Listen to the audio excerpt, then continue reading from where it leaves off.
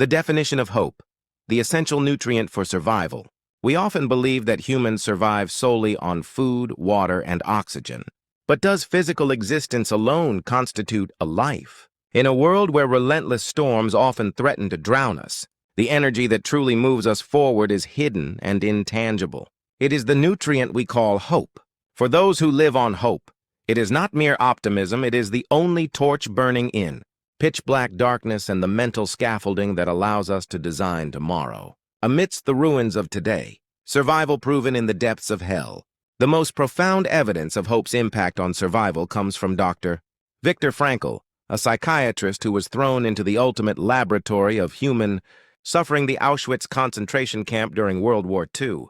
It was a place where human dignity was shattered, where people were reduced to mere numbers, waiting for their turn to die. In that hellish environment, Frankl observed a strange phenomenon. The young men who were physically strongest often succumbed first, while those who appeared frail frequently survived. What made the difference? Frankl realized that the survivors were those who had a destination. They had a family to meet when the war ended, a research paper to complete, or a promise of love to keep. They were daily consuming the meaning of their future as hope. Frankl defined this using Friedrich Nietzsche's words, "He who has a why to live for can bear almost any how." For them, hope was not a passive weight, but a biological necessity, a chemical reaction that compelled their muscles to move and their hearts to beat. The tragedy of Christmas, a lesson in resilience. There is a tragic anecdote that illustrates how the human body collapses. When hope is depleted, between Christmas 1944 and New Year's Day 1945, the death rate in the camps spiked dramatically. It wasn't because of a sudden outbreak of disease or a decrease in food. It was because many prisoners had harbored the desperate hope that they would be home by Christmas. When the promised day passed and their reality remained unchanged, the flame of hope within them flickered out. The moment that nutrient was cut off, their immune systems collapsed, and they withered away like flowers without water. This proves that hope is not just a feeling. It is a vital vitamin that governs our hormones and the very vitality of our cells. Hope is the thing with feathers. The American poet Emily Dickinson described hope in a unique way. Hope is the thing with feathers that perches in the soul and sings the tune without the words and never stops at all. Why did she compare hope to a fragile bird rather than a mighty giant? In normal times, hope is so small and quiet that we barely notice it. But when the storm rages and noise covers the world, hope finally reveals its true power.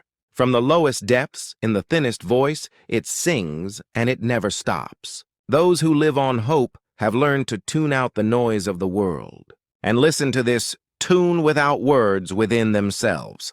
To eat hope is not just to dream, it is the most active act of survival, a refusal to give up on oneself. Turning scarcity into strength, the alchemy of lack. We often view scarcity as a precursor to misery or an obstacle to be overcome. We say we can't do something because we lack money, talent, or the right environment, but those who feed on hope see it differently. To them, scarcity is not an empty void, but a blank space waiting to be filled with possibility. Instead of lamenting what is missing, they transform the vacuum of lack into a powerful suction that pulls the future toward them. The solid foundation of rock bottom. J.K. Rowling is perhaps the most iconic figure, who turned scarcity into creative energy. Before Harry Potter became a global phenomenon, her life was defined by lack. A single mother surviving on government subsidies, she described herself as the biggest failure I knew. Writing in cafes while her daughter slept in a stroller because her apartment was too cold to heat. She lacked time, money, and stability. However, she later confessed in a Harvard commencement speech, "Rock bottom became the solid foundation on which I rebuilt my life." Failure stripped away everything that was non-essential. It forced her to focus all her energy on the only thing that mattered to her. For those who live on hope, hitting rock bottom and it's the moment they find the firmest ground to kick off from, turning wounds into wisdom. Scarcity is not limited to economics. Emotional lack and physical pain, when mixed with the enzyme of hope, become potent fuel. Oprah Winfrey grew up in extreme poverty and suffered horrific childhood trauma. While many would have been broken by such a past, she used her scars as a bridge to connect with others. She famously said, "Turn your wounds into wisdom." For her, her past was not a shameful stain, but a well of empathy that allowed her to speak to the hearts of millions. She proved that only those who have felt the sting of lack can truly understand the pain of others and offer a message of genuine hope. The insight of adversity. Helen Keller faced the most devastating lack of all, the loss of sight and hearing. Yet she taught us, although the world is full of suffering, it is also full of the overcoming of it. For her, the lack of external senses was not a wall, but a lens that made her internal light shine brighter. Because the noise of the world was shut out, her spirit reached toward a deeper essence, becoming a testament to hope for all humanity. In psychology, there is a concept called post-traumatic growth. It describes the phenomenon where individuals don't just recover from a crisis, but reach a higher level of functioning than before. Those who feed on hope use scarcity to train their mental muscles. Just as hunger makes us appreciate food, experiencing life's voids makes us hypersensitive to small opportunities, allowing us to capture them and turn them into giant leaps, slicing hope into small wins. The art of microachievement. Grand hope can sometimes be paralyzing. The idea of one day achieving massive success can feel so distant that it becomes hope torture, leaving us unsure of what to do today. A hope that is too big stands before us like an unscalable Mount Everest, freezing our footsteps. Therefore, those who consume hope wisely change their strategy. They don't try to swallow a giant future whole. Instead, they slice that hope into tiny, manageable pieces for today. If you want to change the world, start by making your bed. This philosophy was perfectly articulated by Admiral William H. McRaven. In his famous speech, he said, "If you want to change the world, start off by making your bed." Why would a Navy SEAL commander emphasize something so trivial? Because making your bed is the first task of the day completed. It is a small win for your self-esteem. It proves that you have control over your immediate environment. That tiny sense of pride creates a chain reaction. Completing one task leads to the next and the next. Those who slice their hope know that massive victories are not achieved by one giant leap, but by the accumulation of small wins like making a bed. Even on your worst day, coming home to a tidy bed provides a silent message. Tomorrow is a chance to start again. Living in day-tight compartments. Dale Carnegie, the pioneer of self-improvement, advised live in day-tight compartments. He compared life to a ship with watertight compartments. We must shut the iron doors on the past and the future to live only in the space of today. Worrying about a 10-year goal is exhausting, but setting a goal to finish this report by 3 p.m. is motivating. People who live on hope don't waste energy worrying about the distant horizon. They consume hope in the form of reading 5 pages today or exercising for 30 minutes.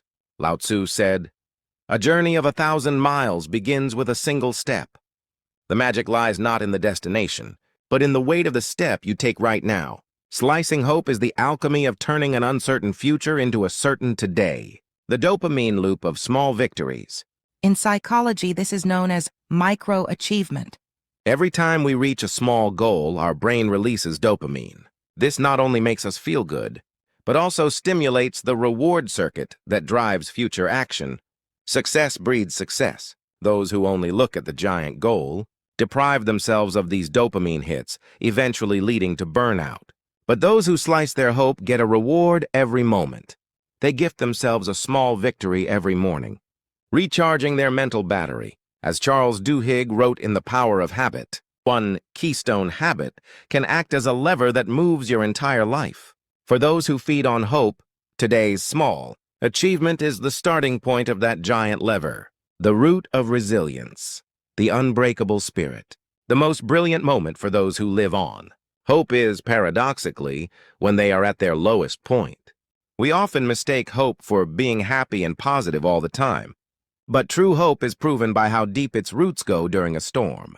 This is called resilience. It is not just the ability to snap back like a rubber band. It is the human capacity to leap to a higher dimension after a crisis. Hope acts as a buffer, strengthening our mental muscles, so that the soul does not shatter under impact. Lincoln's slippery path, redefining failure. Abraham Lincoln is the historical symbol of resilience. His life was a series of failures, business collapses, the death of a sweetheart, and a nervous breakdown. He lost 8 different elections. Most people would have quit, declaring, "This isn't my path." But for Lincoln, failure was a comma, not a period. After one election loss, he wrote in his diary, "The path was worn and slippery. My foot slipped from under me, knocking the other out of the way. But I recovered and said to myself, it's a slip and not a fall." This is the essence of living on hope. He didn't identify himself with the failure. He didn't say, "I am a failure." He said, "This attempt was slippery." This resilience eventually allowed him to save a divided nation. His many slips were the very things that made him strong enough to withstand the weight of the Civil War, 27 years in a cell, the dream of the rainbow. Nelson Mandela showed how resilience can transcend even the deepest hatred. He spent 27 years in prison for fighting apartheid. One would expect a man to emerge from such a long sentence, filled with bitterness or brokenness. But Mandela emerged with a message of reconciliation. The hope he consumed daily in that cell was the vision of a rainbow nation, where black and white could sit together. He even gardened in prison, planting seeds in the harsh soil, to remind himself that freedom would eventually sprout in South Africa. He later said, "The greatest glory in living lies not in never falling, but in rising every time we fall." For him, hope was more than endurance. It was the dignity that kept him human in an inhumane place. Kintsugi, the beauty of being broken. In Japan, there is a traditional art called kintsugi, repairing broken pottery with gold or silver. A kintsugi bowl is more beautiful and stronger than it was before it broke. It doesn't hide the cracks, it highlights them in gold, turning the history of the object's survival into its greatest value. The souls of those who live on hope are like kintsugi. Life's wounds can shatter us, but hope is the gold that binds the pieces back together. Maya Angelou said, "You may encounter many defeats, but you must not be defeated. A defeat is an event, being defeated is a choice." If you fill your scars with the gold of hope, your life gains a depth and a luster that an unbroken life can never possess. The wisdom of the eagle in the storm. Ornithologists say that the eagle is the only bird that does not hide from a storm. While other birds fly into the forest for cover, the eagle stands on a cliff and waits for the wind. When the storm hits, the eagle uses the force of the wind to soar above the storm. This is the lifestyle of those who feed on hope. They don't ask, "Why is this happening to me?" Instead, they ask how high this storm will carry them. Resilience is not blind optimism. It is the high-level mental skill of facing reality, while capturing the meaning beyond the pain. Hope-filled people never stop.